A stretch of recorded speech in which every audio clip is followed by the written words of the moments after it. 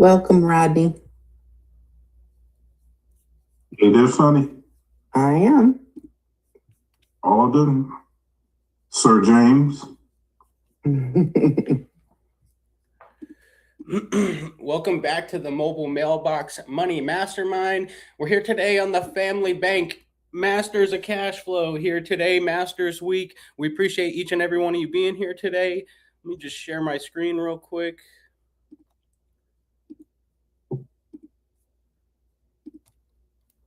Market's unstable. We're moving now. Move! Clear the perimeter! Everything's dropping!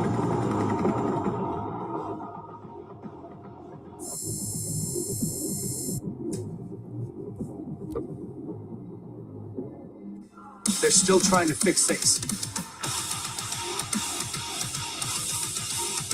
Is everyone in position?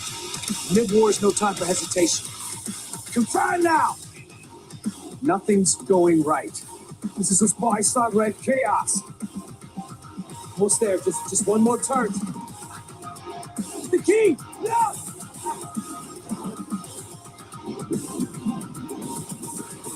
Almost there. Open wire now. If you were in the right place at the right time, things would be so much easier.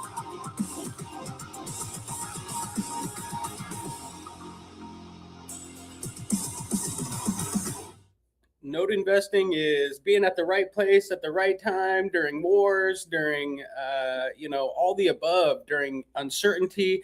But, let's get into it. Today's going to be a little different because we're not just talking about theory. We're talking about real deals, real notes, and real capital in motion. We've got our guest today here, Mark Monroe. Appreciate you being here today. Mark has been involved in over $500 million in seller finance notes. So what you're about to hear today is not entry level. This is how notes are actually structured, evaluated, and scaled. Let's start with what we're seeing right now in the market. A lot of people think the opportunity is in real estate, but the reality is the opportunity is in how real estate is financed. Because right now we don't have demand problems, we have a financing problem. People need housing, they can afford monthly payments, but they can't qualify for traditional loans. And that gap is where everything we're doing lives. Now, let me show you what that looks like in real time. On the front end, we're deploying capital into short-term positions. We've got multiple deals right now at about $50,000, paying $416 a month interest only in first lien position during construction. So capital is working immediately while the asset is being improved. These are not long-term holds. These are controlled short duration positions designed to move into the next phase. We convert into seller finance notes, just like the one that I'll show here later today, Montana Del Sur at 96.5, producing about $1,200 a month. So let's think about the transition here. We go from $50,000 deployed to a stabilized asset to a $96,000 performing note, producing long-term income. That's not a deal, that's a system. Now, here's where I want to address something directly. A lot of people hear manufactured housing and they immediately think, isn't that unstable? But let's really think about what's stable right now. Stocks, interest rates, traditional housing affordability, all over the place. So what we're in is necessity-based housing. These are people who need a place to live, are priced out of traditional financing, and are making payments often at or below market rent. So their behavior is different. They don't speculate, they don't bounce around, they stay and they pay. First lien positions, borrower with skin in the game, fixed predictable payment streams, and income backed by real housing. That's not unstable, that's structured income. And this is exactly why I wanted to bring Mr. Monroe here today, because a $500 million level, owns the largest creative finance Facebook group. I've met Mark at Diversified Mortgage Expo and a couple other note investment conferences. So Mark, appreciate having you here today. How's it going? It's going well. Thanks so much for having me on. I appreciate it. And we actually met at the one no conference in Dallas. And actually, I flew out and met with you and your father out there. And that was quite the experience. And this summer in Phoenix, it's interesting, going outside at 5:15 in the morning and everybody's like 10 o'clock out there. Everybody's out there. All the coffee shops are busy. I'm just shocked how early you guys start out there, but it's quite the experience. Thanks so much again for having me on, and hopefully your father and your family's doing well. We're doing good, churning and burning here today. I've got my cohorts. James is having a little bit of trouble with his voice, so he'll take a back seat today.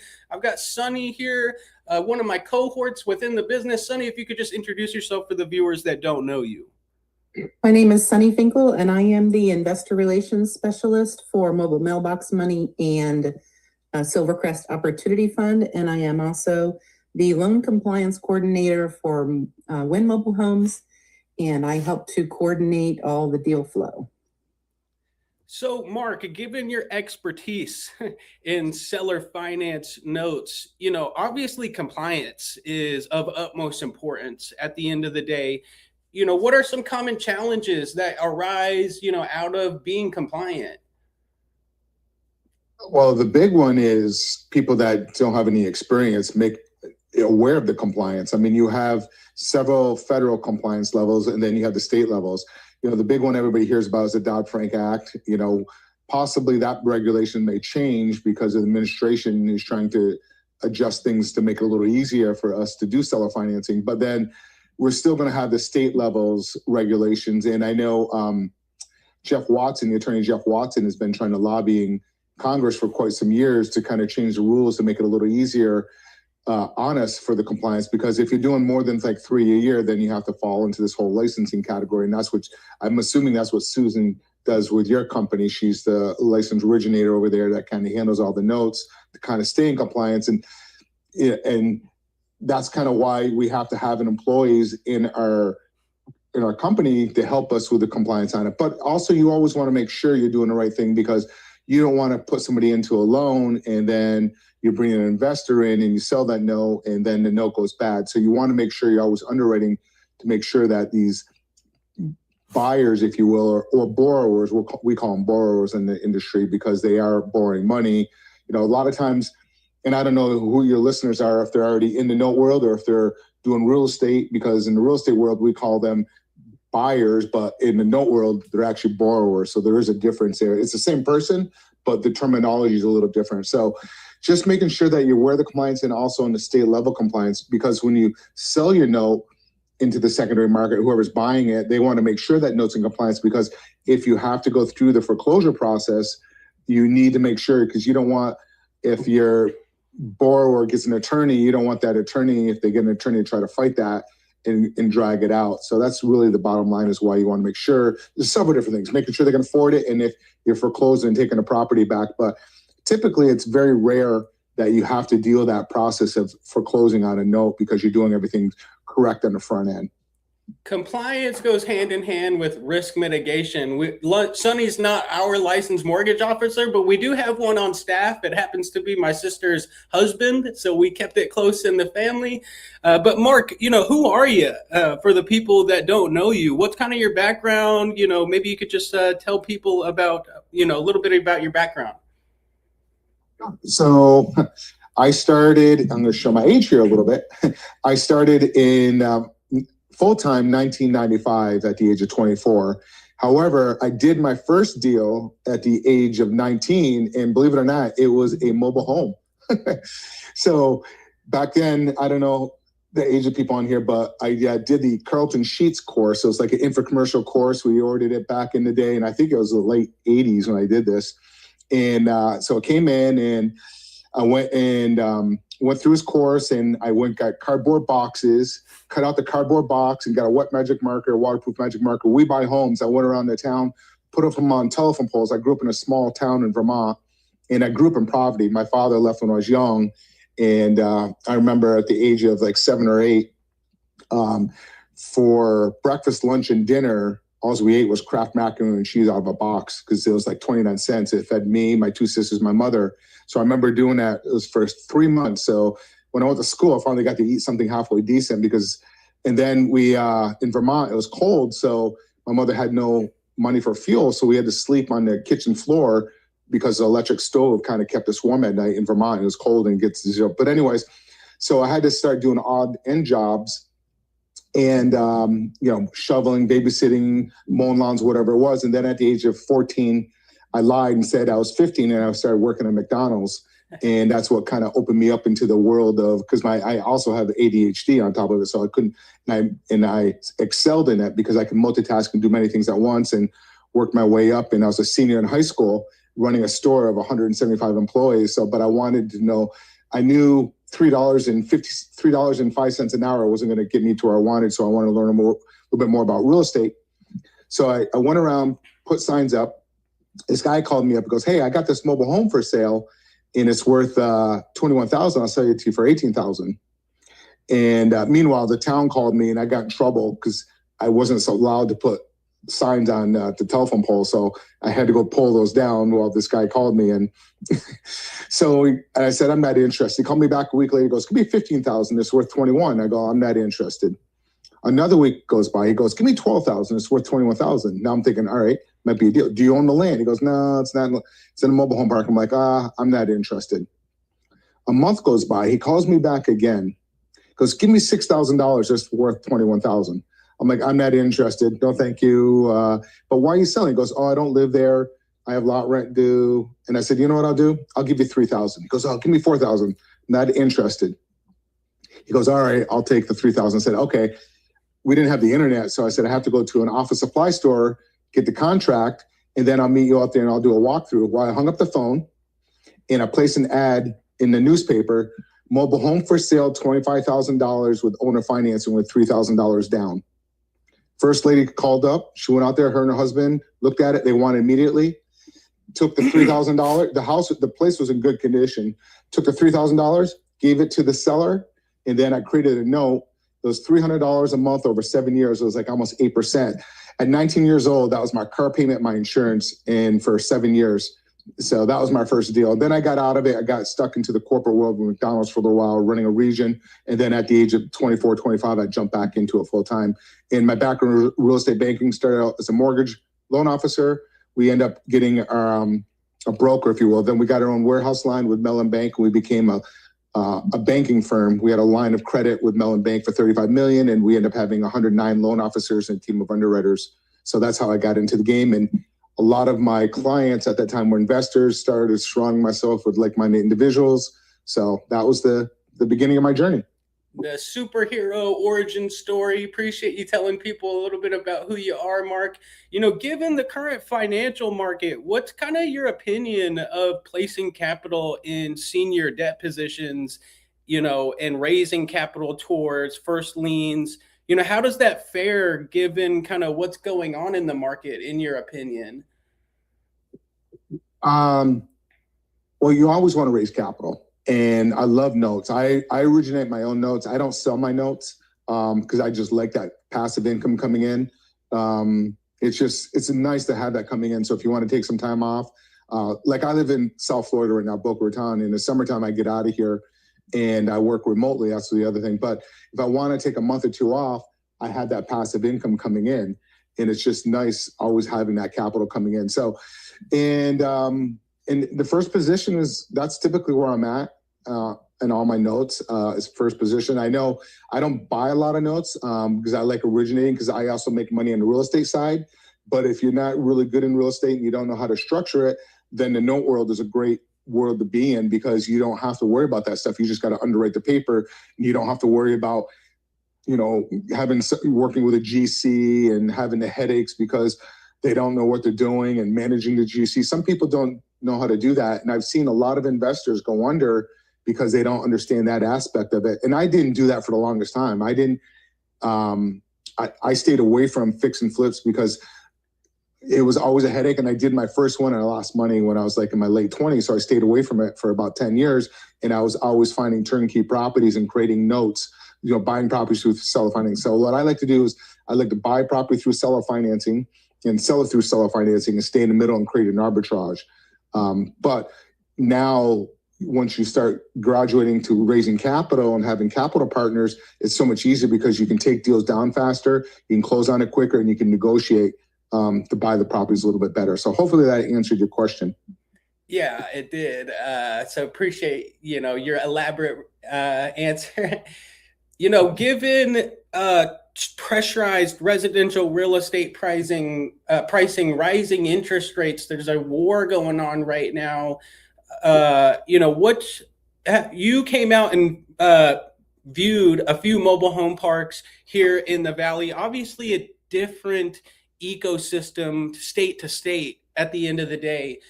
From your experience in manufactured housing, how would you combat someone that really isn't interested in the asset class? I think that's a lot of people's knee-jerk reaction at the end of the day, to kind of just stay away from manufactured housing. How would you kind of introduce that conversation?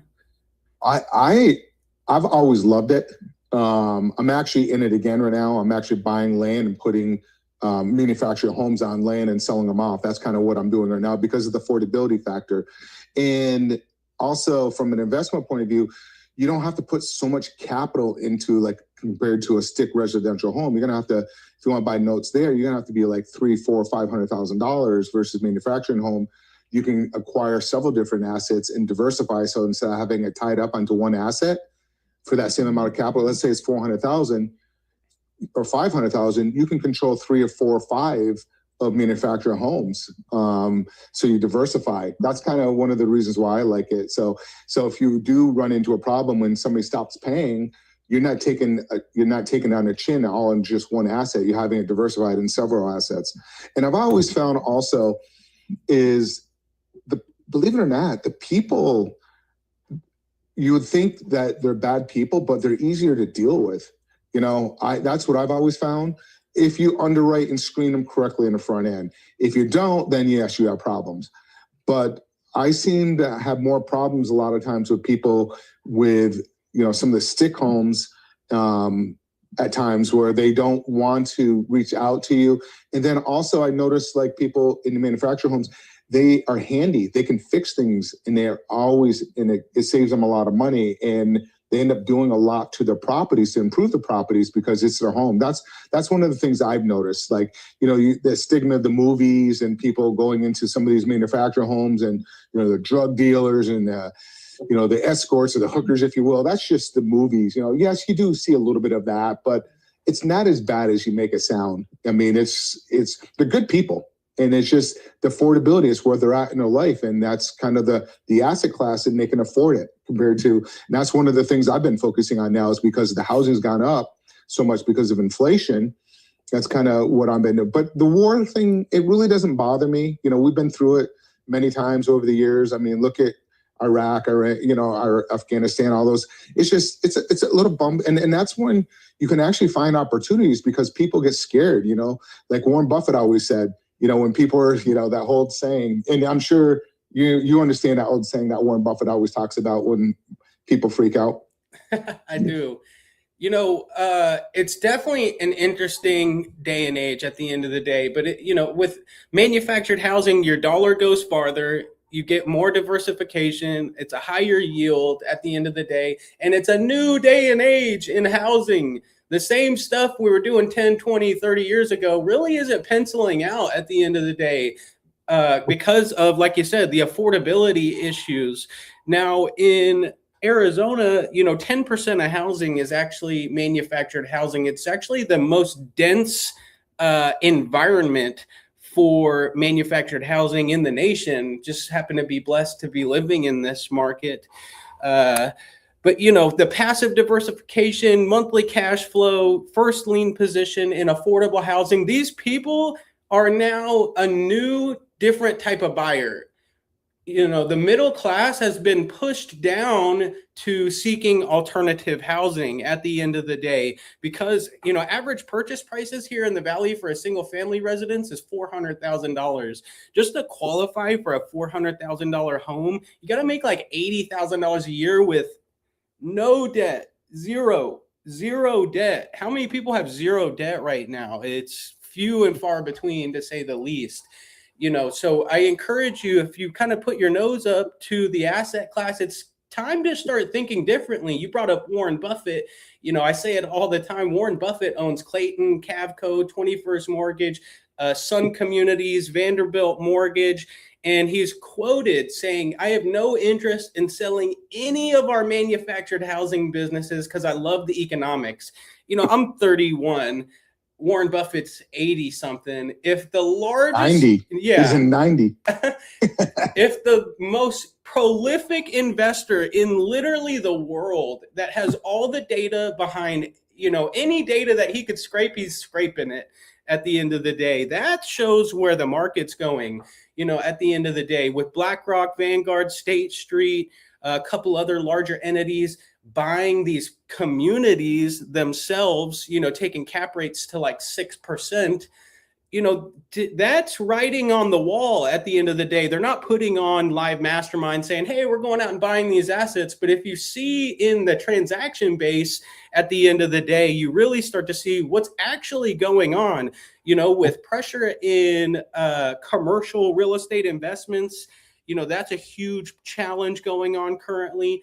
Multifamily investments, all of those loans, our commercial loans are coming due, and people bought at 2%, 3% interest rates, you know, having to refinance, creating major challenge, you know, so it's forcing people now to start Googling alternative investment strategies more than ever.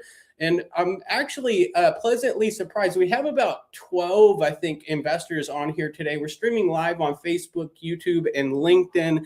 But this is the live deal flow family bank mobile mailbox money mastermind. So brought to you by Silvercrest Opportunity Fund. That's our Reg D 506C accredited investor offering, paying 10% return for a 1-year term paid monthly, 12% for a 3-year term paid quarterly. The chat is open. Sunny monitors that. So if you have questions anytime throughout this meeting, Sunny would be happy to answer you. And she may even bring up if it's a great question.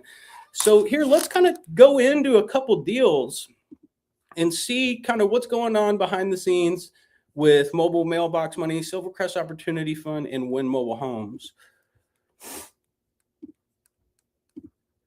It's been a big month.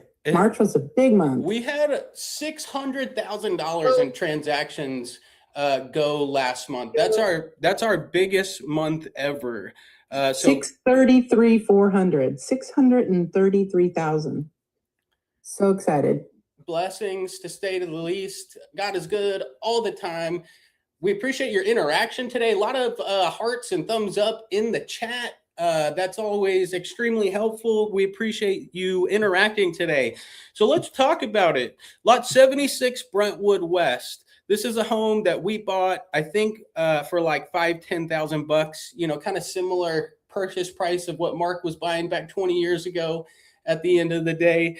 But this property is in an established 55 and older community with gated grass walkways, fountains. You know, it's not trailer park trash by any means. This is a Warren Buffett actually community, Brentwood West in East Mesa, off major cross streets of Broadway and Val Vista. Brentwood West, this is a $50,000 position, paying $416.66 for a 12-month, 1-year term, interest only, as a 2-bed, 2-bath. This will likely sell around $75,000. We've done, I think, 2 transactions in the past 2 months within this park. We have 2 more coming to the table. We'll talk about another one here in just a moment. But, you know, this is kind of the as-is condition of how we buy properties. And with your capital on this lien position, we facilitate the rehab. You know, these major cross streets, we've done probably, I want to say $5 million in transactions off Val Vista and Broadway. There's probably 20 parks off of that major cross streets, from Highlands at Brentwood, Sunrise Vista, couple others at the end of the day. So deep roots off these cross streets, 50,000, 416.66. And in a few months from now, or even 6 months around there, once we rehab the home, the first-lien lender, short term, will have an option. They have the option to absorb the seller finance note at a double-digit interest rate within their portfolio. So they buy the position, they come up from the $50,000 construction loan at a $75,000 price point. The buyer borrower is likely going to put around $5,000 down. That's $70,000. So they'd come out of pocket about $20,000 to absorb the first lien seller finance note that's written through a licensed mortgage officer, third-party underwriting, and fully compliant. That's lot number 7650,000. Let's head into lot 30. Lot 30, same criteria, 50,000, 416.66 a month at $70,000. This property, I think we're fielding an offer right now, from what I understand. We have a contact inside the community that was doing some other rehabs, and he actually, I think, sold one of our properties this morning, yesterday. So it's going under contract. The buyer borrower's putting like 8,000 down, but we're looking for some construction financing, and the availability of this transaction, it'll likely convert to a seller finance note sooner than later. It's a turnkey property. We have some lightly outdated photos. We've got the sinks installed, and it's all turnkey at this point. It is a 2-bed, 2-bath in Brentwood West. And this note at 70,000, let's just talk about, what the seller finance note may yield. Let me grab my mortgage calculator here. If you don't have a mortgage calculator, do yourself a service. Download that right now. Carl's mortgage calculator. I need to start getting paid for shouting them out. Not quite yet. But on 70,000, let's say they put 5,000 down. You bought this construction note for 50,000. The buyer borrower paid 70. They put 5K down. The unpaid balance is 65,000. You came up from 50,000 to 65, right? And absorbed the note for a 20-year term at 808.29. So for 65,000, you're making $800 a month in passive cash flow backed by performing collateral, double underwritten buyer borrower. And we didn't even talk about the specifics and differences between a real estate note and manufactured housing. In manufactured housing, they actually have to get double underwritten. So not only do they get underwritten for Dodd-Frank compliance, that's a CFPB rule, but also through the communities themselves. They go through a background check, which is case specific to manufactured housing. You could buy a real estate property with a felony. You could buy a real estate property with an eviction. At the end of the day, it'll probably, depending on how they're getting the loan through a private investor, they may not be able to get it. But through conventional banks, they could get that pretty much all day, depending on their financial criteria. Additionally, obviously, Dodd-Frank compliance comes with their debt-to-income ratios under a microscope. But this buyer borrower at 65,000 will be paying $1,850 a month, $1,825 a month for a 20-year term. That includes their lot rent and their home payment. So what's average rent here in the Valley? About $2,000 a month for something comparable in the Mesa market. So for what they pay in market rent, they'll own this property, and you, the investor, for $65,000 all in, once it gets seller financed, will cash flow close to $10,000 a year in passive cash flow in senior debt, and no maintenance, management, insurance, or taxes. Let's keep it moving here. Lot 155. We currently have it for sale at $49,500 as is. So we are looking to rehab this property.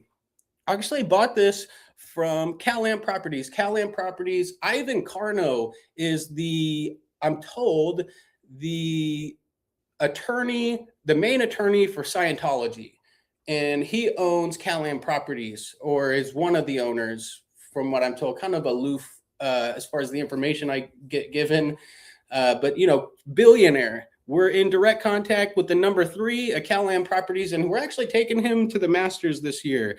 So we'll have Patrick Franz also coming out to, see what's going on at the Masters. But it's about the relationship, right?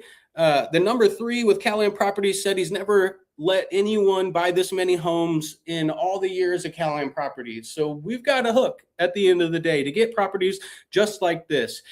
This is another $50,000 position. At $50,000, we'll rehab this property and likely put it back out for sale at like $75,000. The market comps facilitate that after rehab value. Those major cross streets are Ellsworth and Broadway. Ellsworth and Broadway, I think I've done another $3 million in business off those major cross streets. Not only with CalAm Properties, but Kingsley Management, and a few other entities, CalAm Properties, Equity Lifestyle Solutions. But this is a ground set, 2-bed, 2-bath in a 55 and older community. Holiday Palms is a little bit nicer as far as the I forget the tier that they have within that park, but it's a nice park at the end of the day, owned by an institution, not going anywhere. $50,000, paying $416.66 a month. So that's $150,000 in positions that we just talked about on short-term, 1-year interest-only payments. Not everyone wants to own a 20-year note at the end of the day. Completely understandable. You're maybe not a note investor. Maybe you got capital in an IRA, solo 401k, or really just personal investment.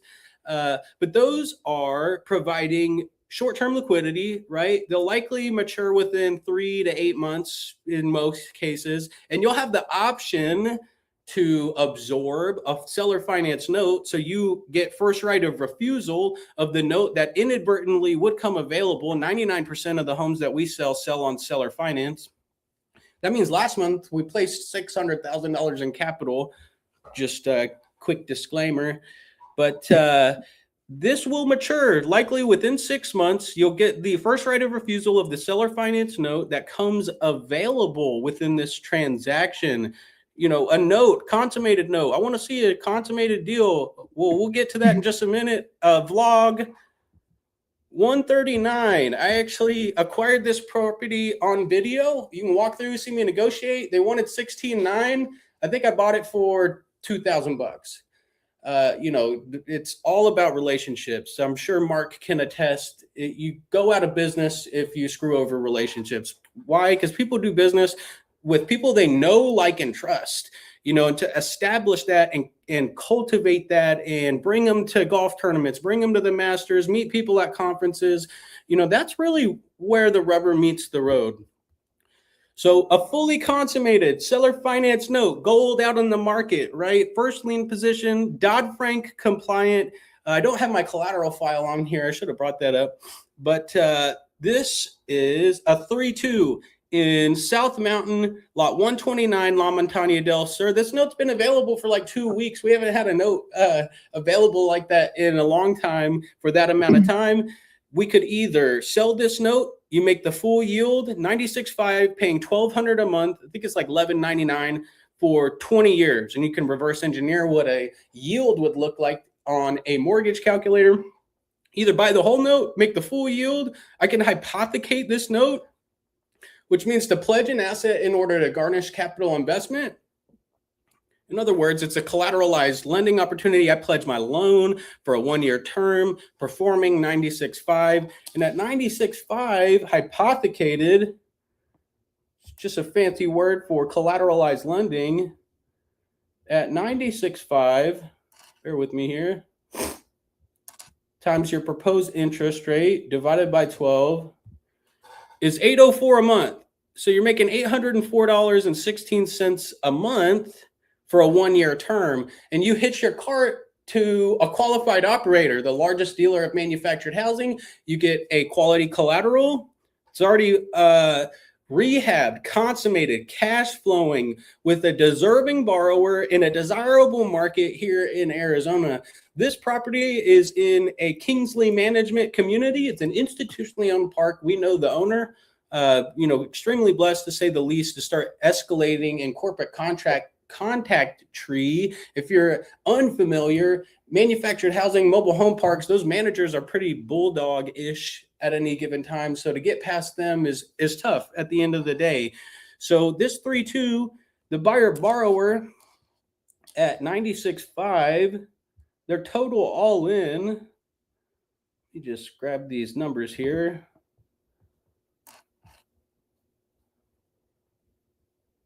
Bear with me.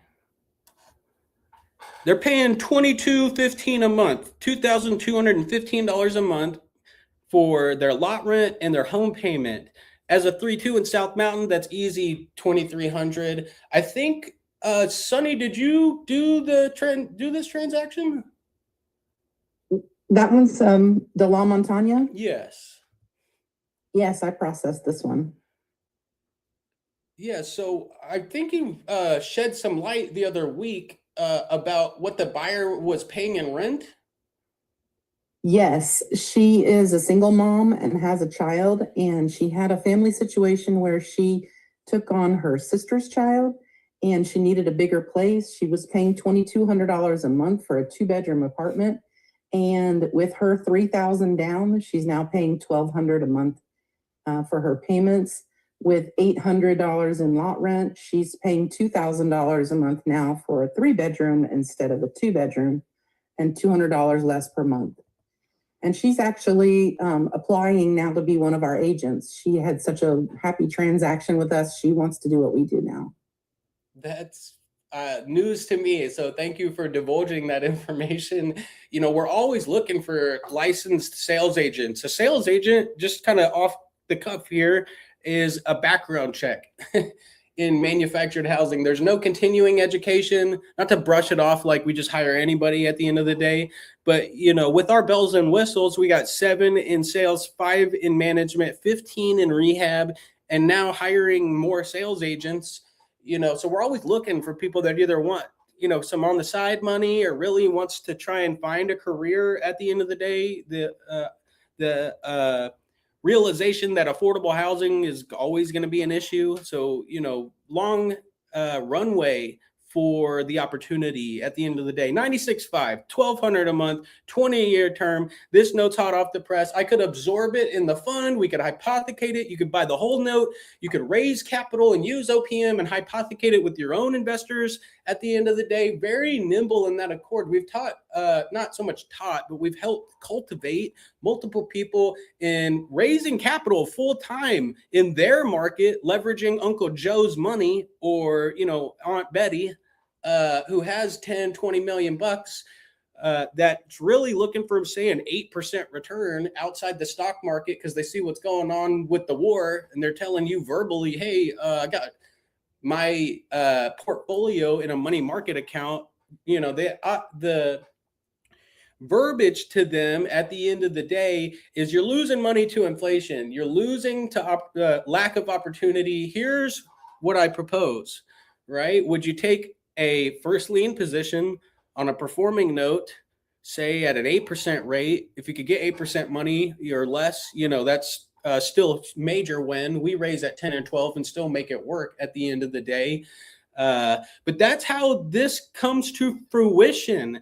And once you express interest in a note like this, ultimately we'll send you the full collateral file. I should have brought that up here today, you know, but it is confidential information within that. You'll get the Dodd-Frank compliance, the photos, the lien recording, the sales contracts, the promissory note, the automatic funds transfer services. That's a big one at the end of the day, to enroll in automatic payments.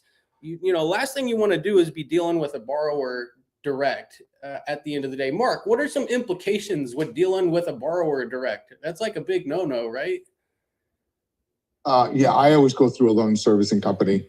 But one of the things I like doing though is I like to have that really good relationship. So oftentimes they'll reach out to me, and I always tell them that, hey, if you ever have a problem or anything, hey. So it's all, for me, I like to really have a good relationship, treat it like almost like a family member, you know, just have that good, but you just be very cautious because there is regulations there. But if you set it up in the beginning, you have that conversation and then just, hey, you know, if you ever run into problems, reach out to me, whatever, but always use a loan servicing company to protect yourself. The best thing about a loan servicing company is it gives you the option not to talk to the borrower at the end of the day. You know, 9 times out of 10, they're telling you that their mother died for the 5th time or their grandmother got sick, you know, every day of the week, or, you know, it's a challenge. That stuff's taxing to hear about at the end of the day. You know, God bless you, Mark, for doing that and being involved. But not everyone wants to do that at the end of the day. So the loan servicing company puts a wall up between the borrower and the lender. They can call the loan servicing company to make payments. They can call the loan servicing company to tell them how bad their day was. They can make payments on a credit card, through a bank account, and on the investor's side, we get a monthly email update on amortization schedules, so they keep track of all payments, and also, puts the wall up at the end of the day. So, if you're wondering about what's going on with your loan, you can call them. If you're trying to transfer a loan to another investor, that's important to identify because they'll have a third-party reconciliation of the payments being made. But, all great stuff. This note, immediately available. We just talked about 50/50. They also keep track of the taxes and insurance. That's a big one too. That I did not talk about that. Thank you for saying that. Why is that important? It's important to make sure that your asset is insured. To say the least, at the end of the day, because if this property burns down and they don't have an insurance policy, or you're not listed as the additionally insured or the lien holder on that policy, your money goes fugazi. At the end of the day, is that person going to have another $90,000 in their back pocket to be able to pay you off? One of the benefits of investing with us in notes is that we require the borrowers to have paid for their insurance in full for an entire year up front, as well as the property taxes. All great points. So mobilemailboxmoney.com, our site is live right now, and we have these notes actually up right now. I don't think La Montaña is on there, but go check that out. Don't hesitate to hit the chat box. Sonny, why should they hit the chat box? Because it's free and it's good information that's, experience. A lot of people pay for education, for this kind of education, and we provide it as a service for free. So in other words, you could ask Sonny due diligence questions on the website. Actually, if you didn't make it to this meeting, you're missing out. It's every week, 1:00 Mountain Standard Time on Thursdays. But Sonny's happy to answer your questions. I'm happy to answer your questions. We're doing deals, real deals, every month in a Warren Buffett investment strategy. This is Silvercrest, our accredited investor fund, and we pay investors 10 to 14%. I have 1.56 million working in my portfolio. That's about 27 positions. I'm not quite a $500 million seller finance note yet, but hopefully we'll get there someday, Mr. Monroe. But that's cash flowing $19,000 a month. Where can you in the nation put $1.56 million and receive $19,000 a month in passive cash flow? The answer is nowhere. Let that sink in. Literally nowhere. You cannot find a debt strategy outside of speculative appreciation, outside of maintenance, management, insurance, and taxes. It's literally non-existent. This is a generational opportunity, providing the solution to affordable housing through Wynn Mobile Homes. Wynn Mobile Homes, we are the largest dealer of manufactured housing in Arizona. Okay, remember, we're not just the lender. We bring a lot of bells and whistles to the table at the end of the day. And what are those bells and whistles? Sonny, when a note is transacted through mobile mailbox money, and say a note were to go non-performing, right? That's the risk within the strategy. We have a 2% default rate, important to identify. But what do we provide? What kind of services do we provide at cost for an investor that buys a note from us? I think this really sets us apart from the group in that we have boots on the ground in all of these communities. We are in these communities every day. We know the park managers. We are able to knock on the door if someone isn't responding and hasn't paid. We can go and find out what's going on, why they're having a problem. I have experience as doing mortgages as a mortgage broker, and we've been able to do things like put a payment or two on the back end of the note to get somebody, a loan modification to get them back on track. Or we've even given people a part-time job on our cruise just to help them make extra money to catch up or something like that. We don't want to kick people out. We are all about the relationships, so we do get to the bottom of what's going on and why they aren't making their payment and try to help the situation. Try to help the investor get their asset back to performing. In addition to that, you get access at cost to my staff. What does that mean? That means when and if a buyer borrower does go non-performing, instead of calling Joe Schmo attorney law firm on Google and getting the $5,000 rip, for a retainer fee, you get my attorneys, you get my agents, you get my rehab staff. To find a vertically integrated platform like this is, a true gem. We go above and bend over backwards for our investors. What does a non-performance look like? Well, within manufactured housing, it's actually a repossession. And within 40 days of non-payment, you get the title, a writ, and ultimately get keys back to the property. 40 days. It's not a foreclosure. It's a repossession. 10 days after they haven't paid their monthly payment, say on the 5th of the month, they get a notice to cure. 10 days after that, they get a pay or quit. 10 days after that, they get a eviction. And 10 days after that, they get a writ of restitution. That means the sheriff actually comes out and does a lockout. They get them out of the property, lock them out. And I think they may have a week or two after that to get their items. We don't want to keep their stuff. I'm not interested in any of that by any means. So they obviously have to schedule to come and do that. But, say you're in Florida or New York or wherever, you don't got to fly in to have those bells and whistles moving to mitigate loss or make additional return on investment. Our eviction attorney, it's like $750. There's likely some back rent due to the community. That's probably $1,000 to $2,000. That's $2,750. We'll do probably a paint, move in and out special. And, depending on what the floor looks like, maybe install that, paint, flooring, repossession, 2 months of back rent. You're like $5,000 to $6,000. You repossess the asset, where in comparison to a real estate note, that process could take 6-8 months, depending on where you're at. So to see those adjacent comparisons in this asset class in comparison to a real estate note strategy with real property, kind of superior within that aspect. Very quick. Are we in the business of taking people's houses back? Not by any means. I want the payment.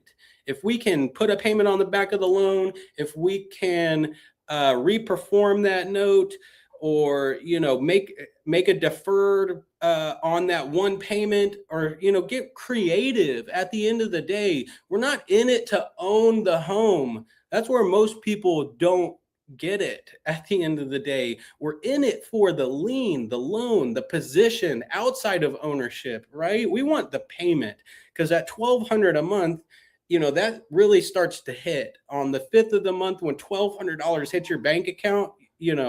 That's truly life-changing capital. And say you do that 10, 20 times, now you're truly achieving financial freedom. Like Mark said, he wants to go and live his life at the end of the day and make his payments without operational risk and things of that, nature.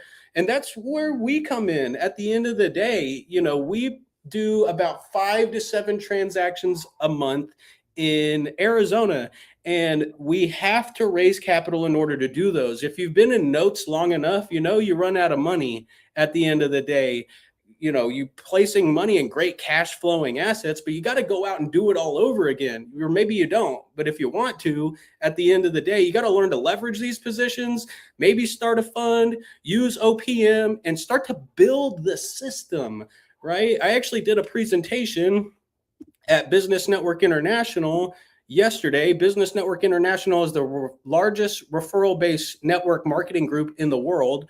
We're actually, I think, one of the largest chapters in the nation. We have about 90 business professionals. Last year, we did, I think it was $12 million collectively. So I've received over 4 years about $3 million, and thank you for closed business. So feel free to check this out on my Facebook page. I'll probably get it up on YouTube here soon. Very busy. We need to get some AI to start uploading a lot of this stuff. But check that out. You know, Rob Northrop's actually my business and real estate attorney. I've got my insurance agent in there. I formed a partnership with Griffin Roofing and Construction, one of the largest general contracting and roofing companies in Arizona. So, you know, that many more deals. This wheel is spinning, flying sparks right now at the end of the day. So need help. You know, I need your help to continue to provide these solutions out in the market. Because at the end of the day, you know, I don't have $50 million, you know, to go and continue to do this. And that's why we started the fund and put up mobile mailbox money. My YouTube page has 1,000 videos on it. Would love to see this get to like 10,000 subscribers. We're inching along here, but we're also delving in, and I'll talk about lightly before we end the meeting here today, some co-living strategies.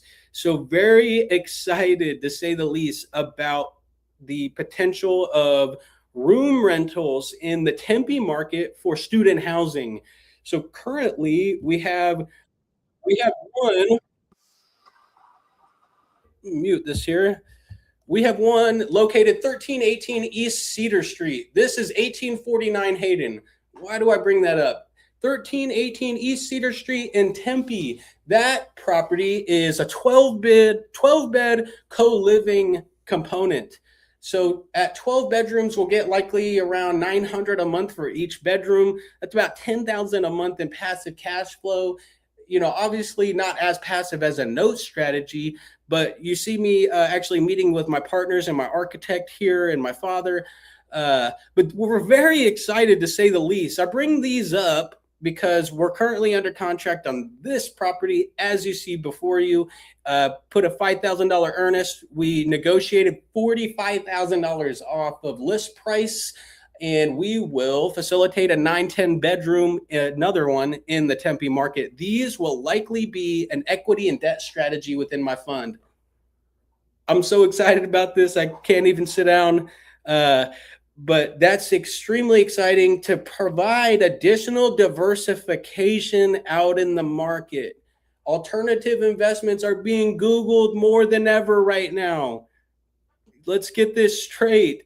It is a gold rush, quite literally a gold rush towards assets just like this. And I'm probably, actually, I don't want to say that. I'm not going to say I'm the only person in the nation cultivating manufactured housing, but we're one of the largest individuals doing these strategies, bringing them to you for free, and documenting the entire process at the end of the day at Mobile Mailbox Money on YouTube. Please subscribe today.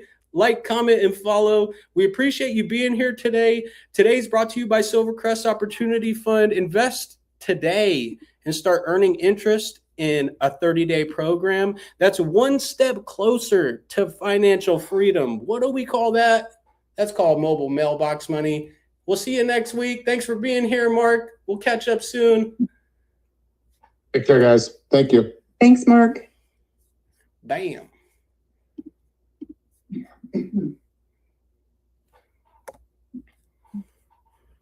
So, wow, we had like 12 people on the meeting today. I'm so excited.